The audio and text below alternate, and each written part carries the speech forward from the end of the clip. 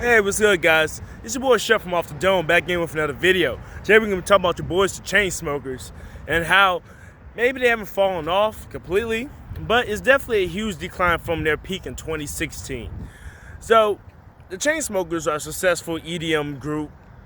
I think they said they're one of the most, that they are the highest paid in the world, I believe, right now. So, they're not struggling financially. Half the people on the fall off never really struggle financially. Oftentimes, it's usually a chart success or an album failure that gets them on the fall off. But this isn't a fall off episode, because I don't consider Chainsmokers to have fallen off. Their singles still go gold and platinum. They still chart every time they release a single. It may not go to the top 40 anymore, because I don't think they've had a top 40 hit since the song with Coldplay. Something just like this. 2017 was their last year of success. And like top 10 singles and all that. Make no mistake about it. That was the last year for that. It's okay, because hey, these guys, for the year on top they had songs like Don't Let Me Down, Roses, Closer, which is one of the biggest songs of all time apparently. Something Just Like This, which is 6 times platinum. So obviously Selfie, which was in the top 20 for only 1 week, but still is 2 times platinum, which got them on a map. People thought they weren't going to exist after Selfie because it's such a joke song, but they still had a career. I think the reason why the Chainsmokers have technically not gotten back to their original success of where they were a few years ago is simply due to the fact that they were overexposed. It's oversaturation in the market. It's something that Ariana Grande is experiencing, although the Charlie's Angels soundtrack single is helping her out. Her new song, Boyfriend, the music video helped her out a bit. And Ariana Grande hasn't fallen off whatsoever, but releasing 2 albums less than 6 months almost, 4 or 5 top 10 singles, 2 #1 hits, it's a lot. It's only a few artists that can oversaturate the market and still have a career afterwards. Mainly see Drake for that, but even with Drake 2017, people cooled down off him for a year. But he has a rabid fan base, so they always want more anyway. Like Signs didn't do as well, even though if he didn't release anything like in 6 months, Signs would have been #1 single. Passion Fruit did okay, but it wasn't like the most dominant single of the year. Fake Love did pretty well for a mediocre R&B track, even though they say it's a rap song, but it's an R&B track. So that's how that's going. But overall, the Chainsmokers were newbies at the time, 2016, 2017. In 2016, they had Don't Let Me Down as the song of the summer pretty much, and then they had Closer as the song of the rest of the years. It leaked on to it leaked into 2017. That's how dominant that song was. It was in the top 10 2 years in a row. It was number 10 one year, number 7 the next year. So Closer is obviously a huge single. It's diamond certified at this point.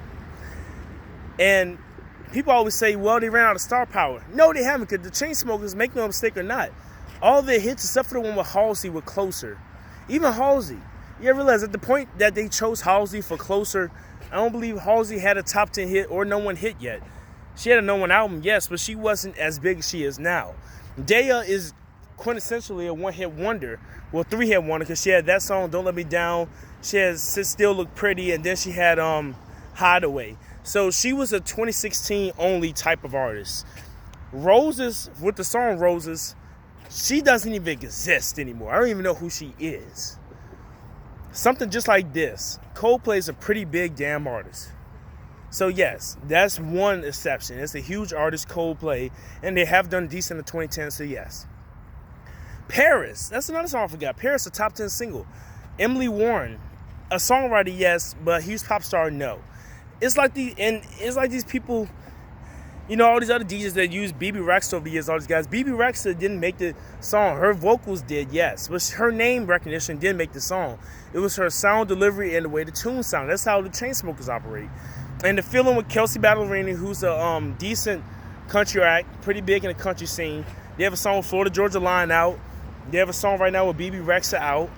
So the Chainsmokers have gotten some more like C-level, B-level pop stars to be on their tracks. But star power is never something that pushed the needle for them. It's plain and simple. Oversaturation in 1 year can really do that to your career. And, that might be the case why Fetty Wap fell off. Who knows? Fetty Wap may have fell off because he had 3 top 10 hits, and I believe, again, was a top 40 hit. He had too many hits in 1 year. He was a newcomer.